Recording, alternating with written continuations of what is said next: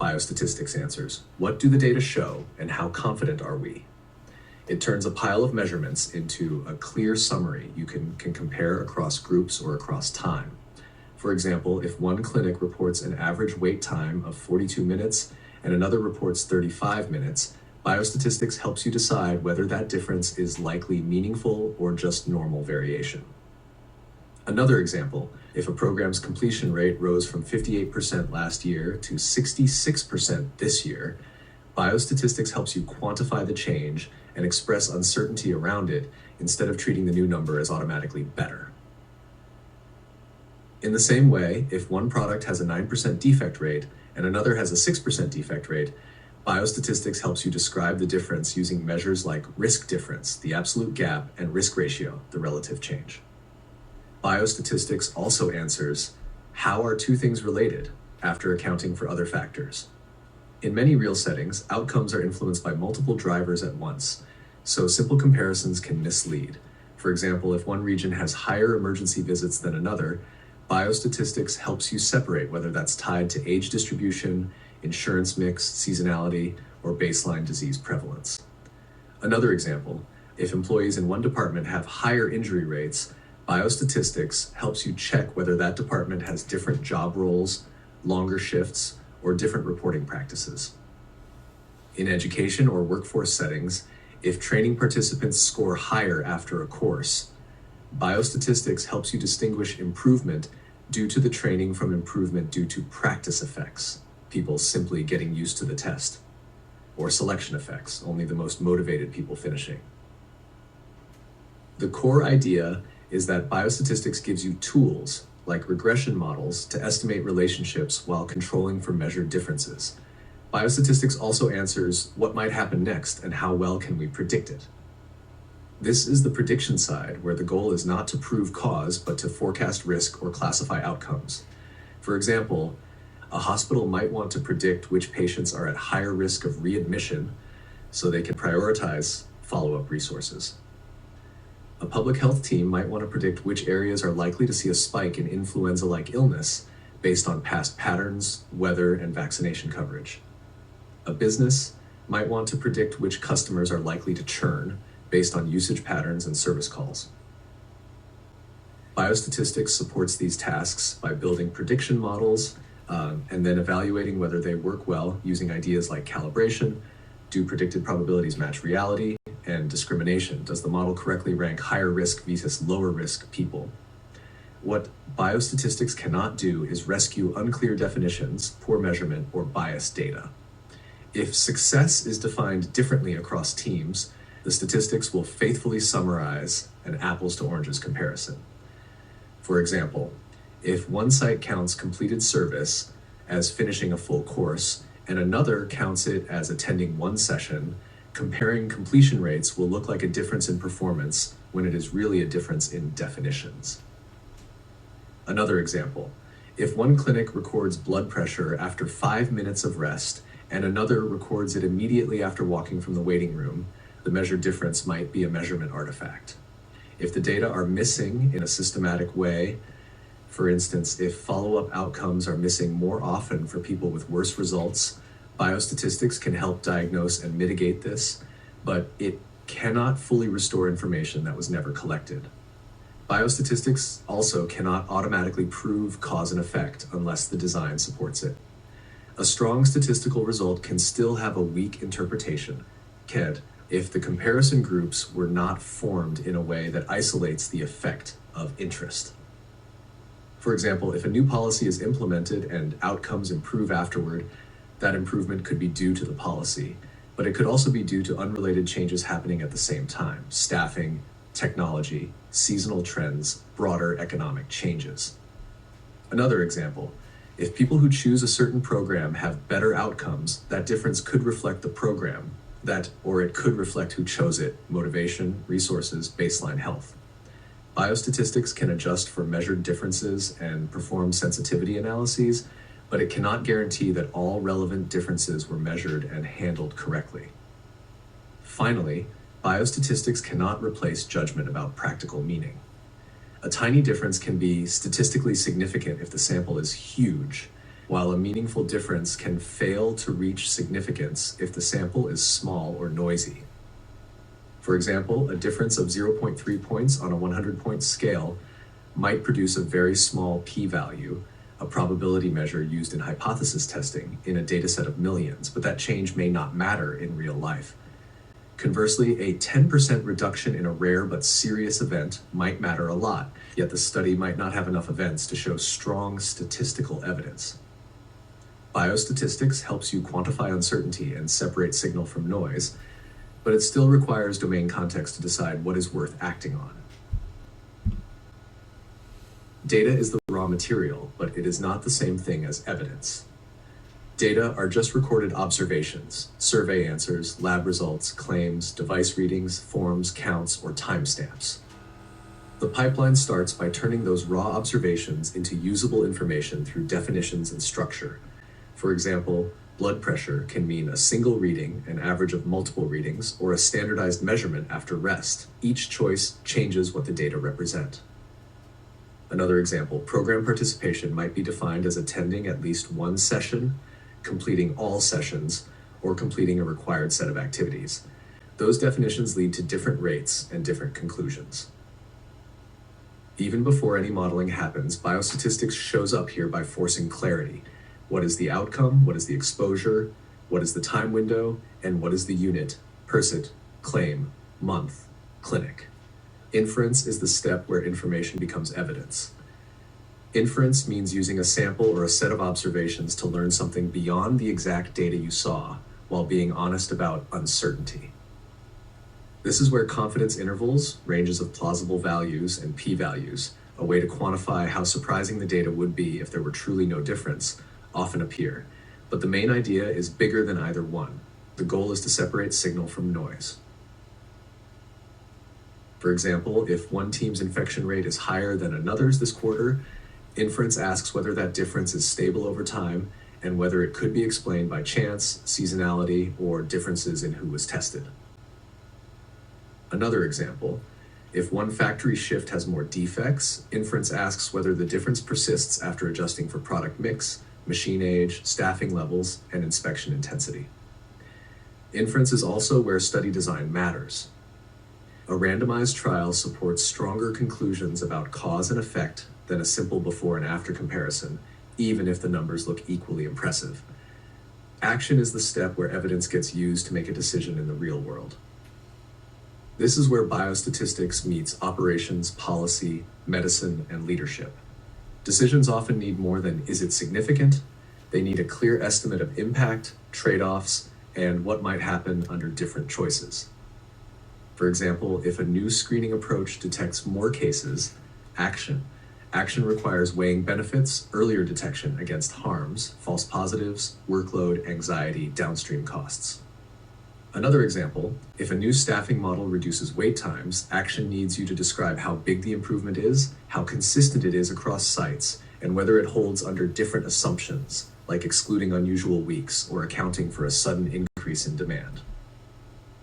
In public health settings, action might include targeting resources to groups with the greatest burden, but it also requires checking whether the data reflect true burden or just differences in access and reporting. A key part of this pipeline is iteration. Decisions change what data are collected next, and new data update the evidence.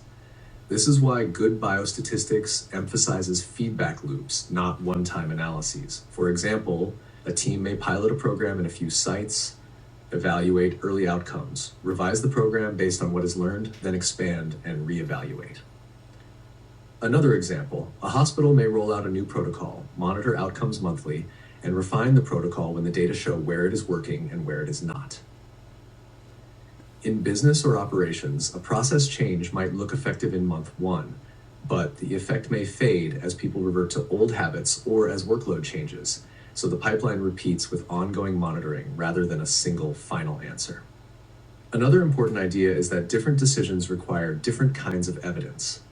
Some decisions are high stakes and irreversible, like adopting a major clinical policy, changing eligibility rules, or committing large funding, and they usually require stronger evidence and more rigorous evaluation.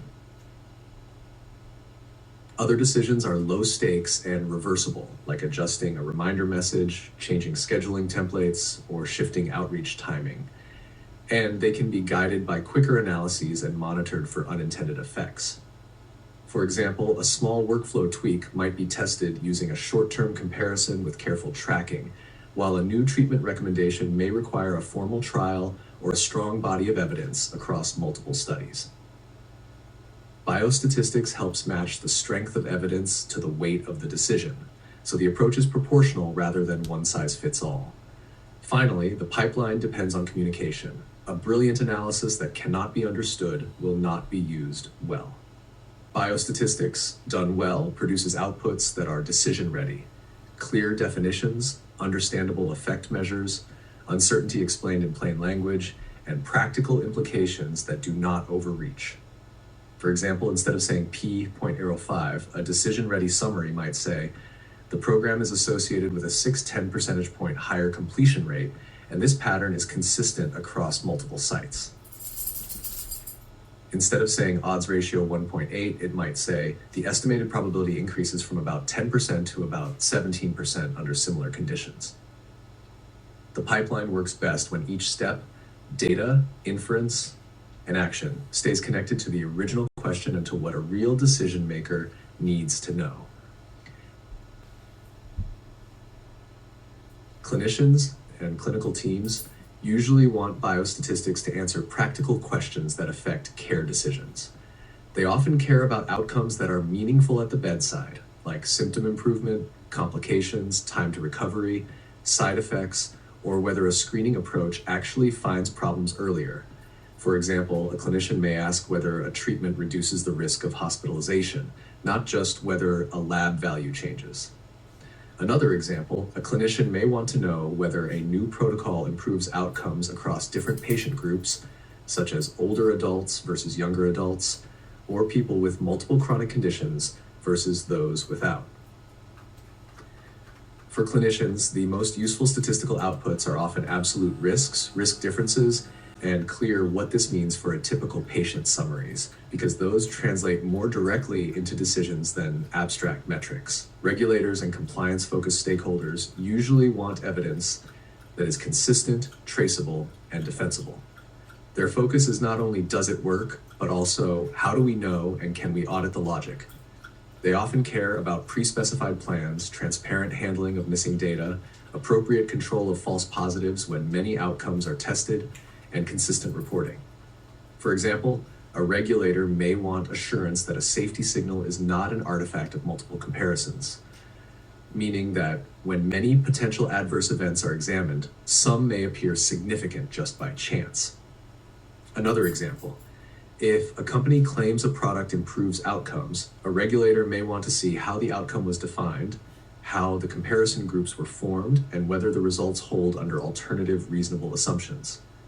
In these settings, the paper trail of biostatistics, analysis plans, data definitions, and reproducible code can be as important as the final numbers. Patients, communities, and the general public usually want biostatistics translated into clarity and relevance. They often care less about technical terms and more about what the results mean for real people: benefits, risks, trade-offs, and fairness. For example, a patient might want to know, how likely is this treatment to help me, and what are the chances of side effects? Another example, a community group might want to understand whether a health program is reaching everyone equally, or whether some groups are being left behind.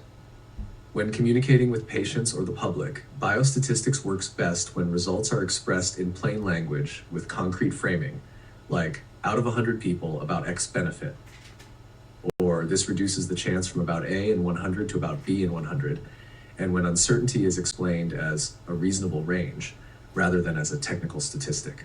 Leadership and decision makers often need biostatistics for prioritization, planning, and accountability. They are typically balancing multiple goals: outcomes, cost, operational feasibility, equity, reputation, and timelines. For example, leadership may want to know which interventions produce the largest improvement per unit effort, which sites need the most support, and where the biggest risks are. Another example, Leaders may need to justify a decision using evidence that is understandable to non-technical audiences, such as boards, funders, or the media. For leadership, strong biostatistics often looks like a small set of credible, decision-ready metrics. How big is the impact? How confident are we? Who benefits? What is the downside? And what should we monitor next? Across all stakeholder groups, a recurring theme is that different audiences require different levels of detail, but they need consistent truth underneath. The clinician might want the clinical interpretation, the regulator might want the methods and documentation, the patient might want the plain language impact, and leadership might want the strategic implication. For example, the same result might be described as a hazard ratio, a survival analysis measure, as an absolute reduction in risk over 12 months, as fewer events per 1,000 people, or as this could prevent about X events per year if applied broadly. Another example, a model predicting risk might be shared internally with technical details like calibration and discrimination, while externally it might be communicated as, this tool helps identify people who may benefit from extra follow-up, with careful language to avoid implying certainty. Biostatistics is the bridge that allows one set of results to be translated into multiple forms without changing the underlying meaning. A common source of conflict among stakeholders is that they sometimes ask for answers that the data cannot responsibly provide. Clinicians may want certainty, but the evidence may only support probabilities. Leadership may want a single number, but the honest answer may be a range with conditions. Patients may want a personal guarantee, but the results may be based on group averages that do not perfectly represent an individual. Regulators may want strict thresholds, but real-world effects may exist on a continuum and require judgment. Biostatistics helps manage these tensions by making assumptions explicit, quantifying uncertainty, and presenting results in a way that matches the decision context without exaggerating what the evidence can support. A common deliverable in biostatistics is a written plan that explains what will be done before results are examined, especially in formal research or regulated environments.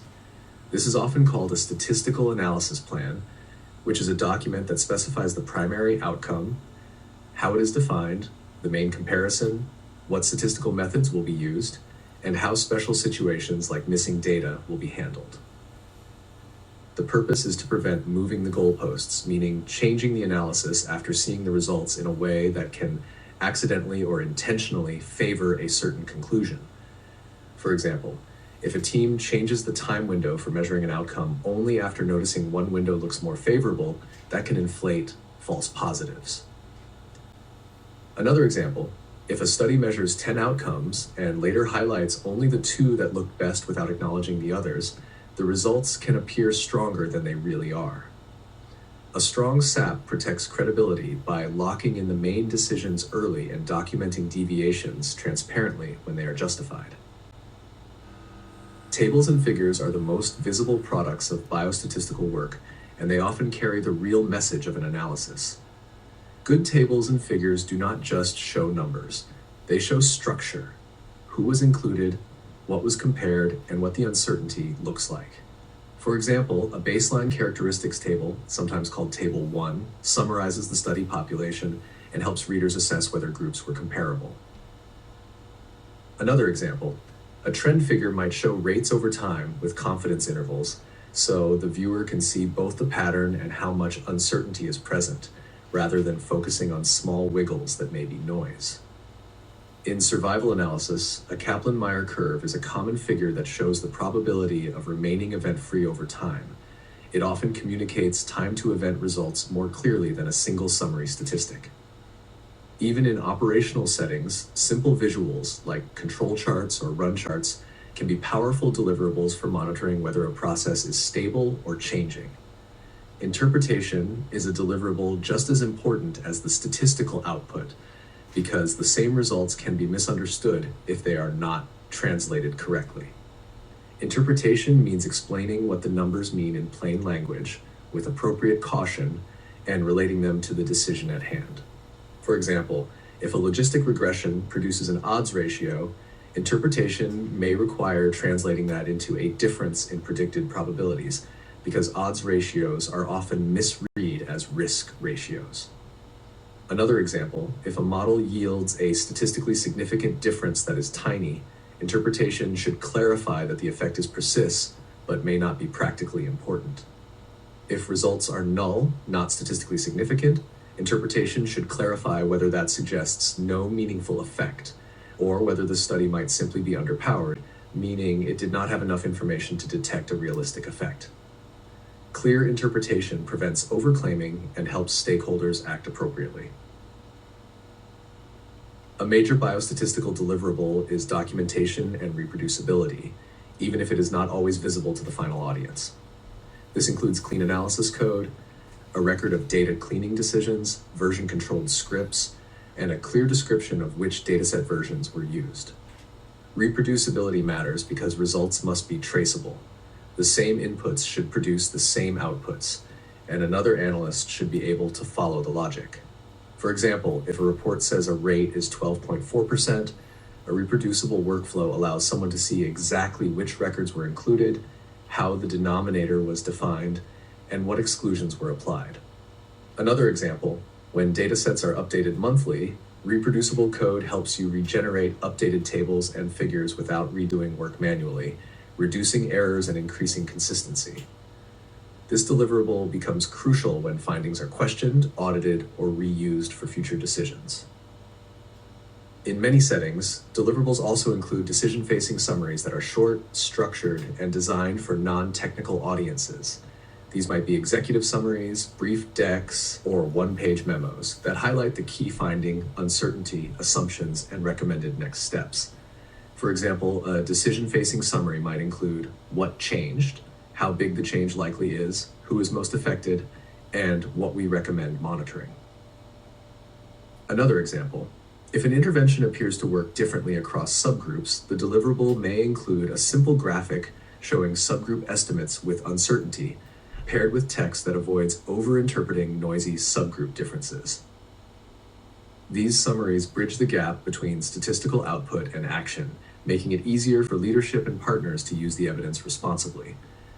Biostatistics often produces quality checks and diagnostics as deliverables, even if they are appended or kept internal.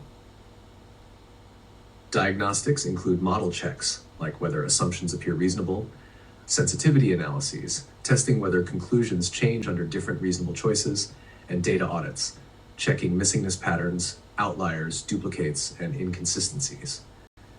For example, if results depend heavily on a small number of unusual observations that should be documented and explored.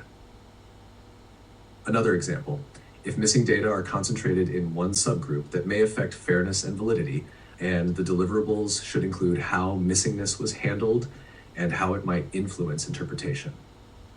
These deliverables protect the integrity of conclusions and improve the odds that decisions made from the analysis are stable and trustworthy. Bias is one of the most common failure modes in biostatistics, and it simply means the result is systematically pulled away from the truth. Bias is not the same as random error. Random error is noise that makes results bounce around. Bias is a consistent distortion in one direction.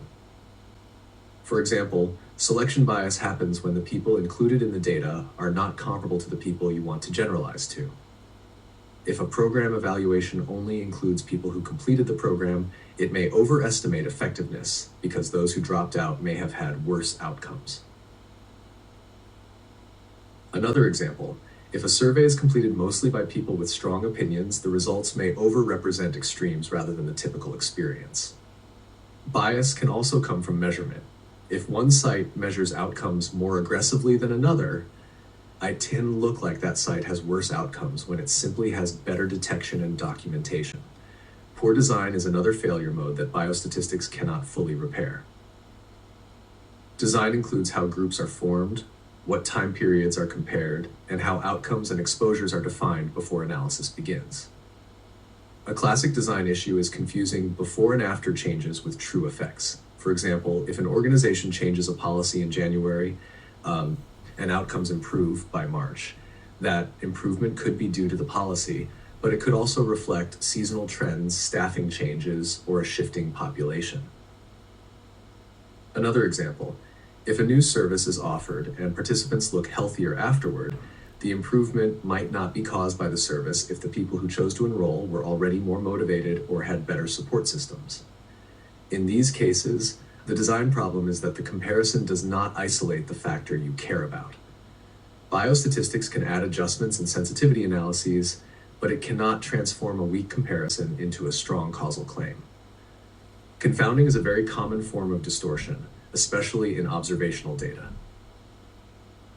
A confounder is a factor related to both the exposure and the outcome that makes the exposure look more or less effective than it really is.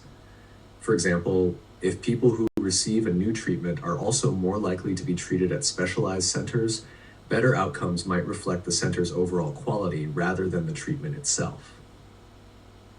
Another example, if a workplace safety program is adopted first in the highest risk facilities, those facilities might still have higher injury rates even if the program is helpful, simply because their baseline risk was higher. Confounding can also operate in the opposite direction. If healthier people are more likely to adopt a wellness program, the program can appear more effective than it truly is. Biostatistics can adjust for measured confounders, but unmeasured confounding remains a threat unless the design addresses it. A major failure mode is misinterpretation of statistical outputs, especially when technical metrics are treated as if they directly answer practical questions. Odds ratios are a common example. An odds ratio is not the same as a risk ratio, and it can sound larger than the actual change in probability when outcomes are common. For example, an odds ratio of 2 does not necessarily mean twice as likely, and the difference in predicted probability could be modest depending on the baseline risk. Another example, interpreting a non-significant result as no effect can be wrong when the confidence interval still includes meaningful effects in either direction. In that case, the correct message is often uncertain rather than no difference. Another frequent issue is treating the p-value as a measure of importance. A small p-value can occur for tiny effects in large data sets, while a meaningful effect can fail to reach traditional significance thresholds in small studies. Another failure mode is multiple comparisons and cherry picking, which can happen unintentionally when many analyses are run and only the most interesting results are highlighted. If you test enough outcomes, subgroups, time windows, or model variations, you will eventually find something that looks significant just by chance. For example, if a dashboard compares 30 regions across 12 months, some regions will appear to have unusual spikes even when nothing truly changed, simply because of random variation. Another example, if a team tries multiple definitions of an outcome, 30-day versus 90-day, strict versus broad definition, and reports only the one that looks strongest, the result may not replicate. Biostatistics reduces this risk by encouraging pre-specification of primary outcomes, transparent reporting of what was tested, and appropriate adjustment methods when many tests are planned. Finally, communication failures can make good work unusable or can cause decisions to be made based on misunderstanding. This includes unclear denominators, unclear timeframes, inconsistent definitions, and results presented without uncertainty. For example, reporting rates without stating per 1,000 or per 100,000 can cause confusion and wrong comparisons. Another example, comparing counts across groups without accounting for group size can make larger groups look worse simply because they have more people. Communication failures also include presenting a model as if it is a truth machine rather than an estimate under assumptions. When the message does not match what the analysis can support, stakeholders may overreact, underreact, or lose trust. A strong biostatistical approach treats communication as part of the science. Clear definitions, plain language, honest uncertainty, and alignment with the real decision being made.